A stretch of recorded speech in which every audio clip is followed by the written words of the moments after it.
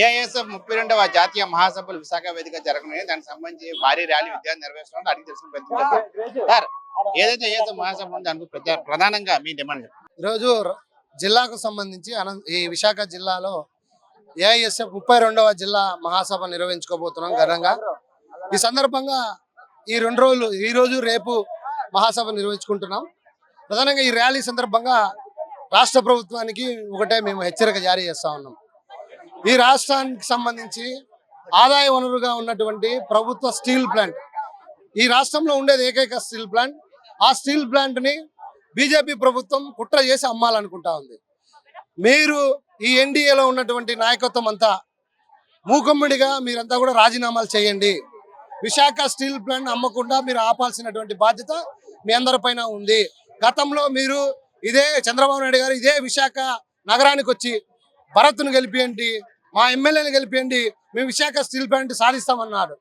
మరి అధికారంలోకి వచ్చిన తర్వాత ఇంతవరకు దానిపైన ఏ విధమైనటువంటి మాటలు మాట్లాడకుండా సైలెంట్ గా మౌన దీక్షలు చేస్తా ఉన్నారు. విఆర్ఎస్ ఇచ్చి మరి కేంద్రంలో ఉన్నటువంటి బీజేపీ ప్రభుత్వం విఆర్ఎస్ ఇచ్చి అందరినీ ఉద్యోగులు అంతా కూడా వెళ్ళిపోవాలని చెప్పేసి మొన్న రావడం జరిగింది. అంటే ఏమి మీ ఆలోచన ఏంటి, మీ దురుద్దేశం ఏంటి అని చెప్పేసి మేము అడుగుతా ఉన్నాం. ప్రధానంగా కుట్ర చేసి దీన్ని నమ్ముతా ఉన్నారు. రాష్ట్రంలో గతంలోనే ఆంధ్ర రాష్ట్రం విడిపోయిన తర్వాత రాష్ట్రానికి రావాల్సినటువంటి కనీసం మౌలిక సదుపాయాలు ప్యాకేజీలు కూడా రాకుండా విభజన చట్టంలో ఉన్నటువంటి అంశాలు ఏవి కూడా అమలు కాకుండా రాష్ట్రం అన్యాయం అయిపోతే దానిపైన మాట్లాడే నాదులే లేకోకుండా ఈ రాష్ట్రంలో అయిపోయినారు. మరి జగన్మోహన్ రెడ్డి గారు మాట్లాడతారని ఆ రోజు విద్యార్థులు యువత ఓట్లేశారు.